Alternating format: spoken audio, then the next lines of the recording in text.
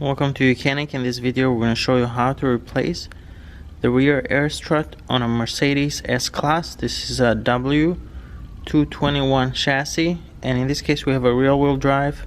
Procedure is very similar for all-wheel drive formatics as well. So what you'll need, of course, you'll need a new air strut, and in addition you'll need a few metric sockets. For example, a 13mm, a 10mm combination wrench. You also need an 18mm, and you need a couple of 18mm wrenches, and also you might need this M14, so you can see this as well, because a lot of these bolts you need to kind of hold them on the back end with this kind of socket, so make sure as well. But procedure is relatively simple. Plan in a couple hours, and what you'll need to do is, once you raise up the vehicle, you'll need to come here at the bottom, and you will have to disconnect the lower control arm. You can see the lower control arm there. You have one bolt that secures the air strut to the control arm, and then you have one bolt right here that goes right up here to the wheel assembly. So once you remove those two bolts, then the next thing is you'll remove this plastic piece right here. It's held with three 10mm bolts, one there, and one over here. We have that off. You just slide that out, and then the next thing is you'll come over here, and on the back you don't need to remove this liner completely, because you can access this right here.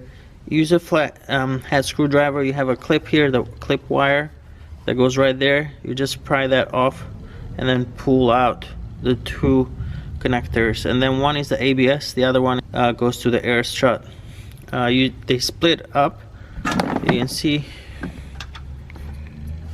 there is one, and the other one is right here. These just pair together, and then they plug in together. You can see you need to wire the wire. You need to wire the wire the correct way. Wire that back. Over here you can see we did disconnect the sway bar link. Just one 14mm bolt right there, and just get that disconnected because it gives you room as well. But once you do this, then you have to come, and on the top you access that from inside the vehicle. Alright, so here you can see the top of the strut.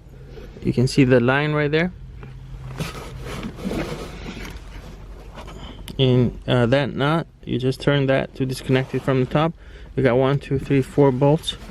Now as you can see here, what we did is we did remove this backrest and then pull this up. You don't necessarily need to do that. What you can do is there's a plastic piece trim that goes above it, and then you can access them. It'll be a little bit tighter, but you can access those bolts through that hole that you see right there, because that will get exposed. This is a little bit easier to see for demonstration, but it's not necessarily to pop this up. Put everything back together, torque it to spec, and that's it. Thank you for watching.